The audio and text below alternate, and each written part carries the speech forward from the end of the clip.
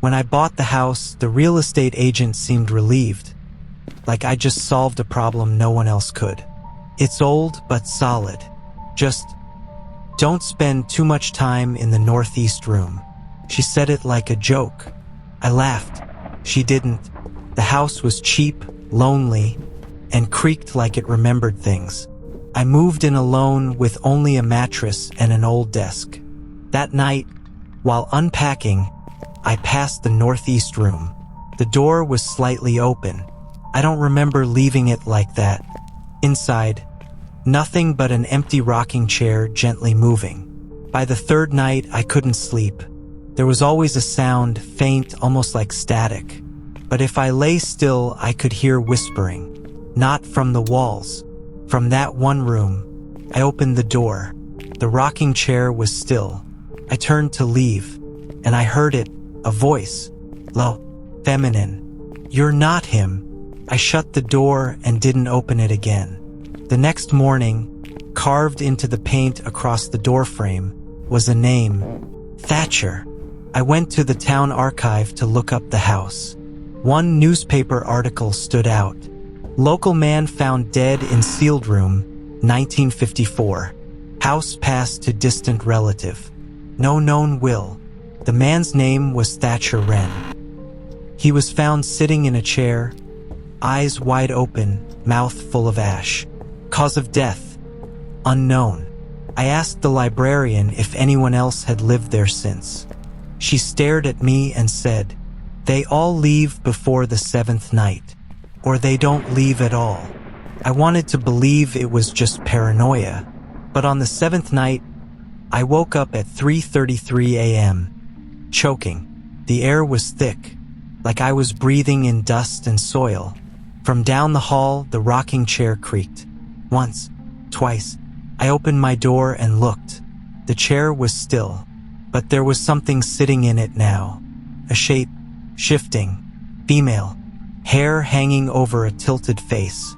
She whispered, "You're not him, but you will do." I locked the door, nailed it shut, covered every mirror.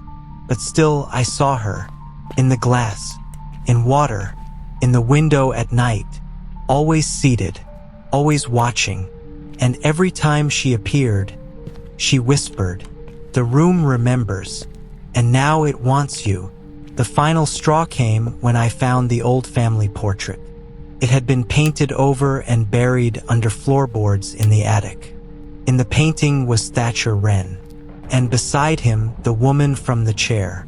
Her eyes were scratched out, but behind the paint written faintly, "If you sit, she speaks." I stopped sleeping.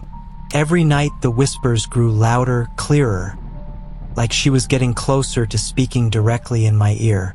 I started keeping the chair locked in the northeast room. But one morning, I found it in the hallway, facing my bedroom door. The floorboards beneath it were scorched, and on the wall, scrawled in black, "Sit or she walks." That night, I pushed the chair into the shed behind the house. I locked the shed. I burned sage. I prayed. But at 3:33 a.m., the chair was back, in the room, rocking, alone. I invited a priest. He didn't want to come in. He stood at the doorway, holding a crucifix that trembled in his hand. "You didn't buy a house," he whispered. "You inherited her." He told me about old Appalachian tales, spirits that anchor themselves to furniture, cursed objects that whisper promises, that choose people. Before he left, he said only one thing: "Don't sit, no matter what she offers." That night, the rocking stopped. She didn't need to call anymore. She was already inside. On the 9th night, I found myself in the chair. I don't remember sitting, but I woke up there, arms numb, heart racing, and she was sitting across from me. In a mirror, she looked like me but wrong, tilted, stretched, like my reflection was being worn by someone else. She smiled and spoke with my voice. "He never said no. That's why I stayed. You can end it. Just say yes."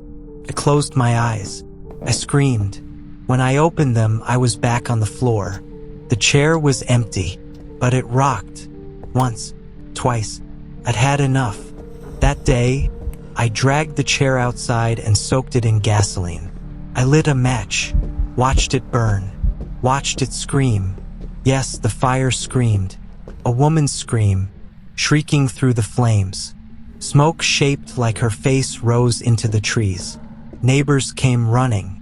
By the time they arrived, the chair was gone. Only the scorched circle remained, and inside it, my name burned into the ground. I moved out the next day, drove across 2 states. New house, new locks, no rocking chairs. For a while it worked. No whispers, no sightings.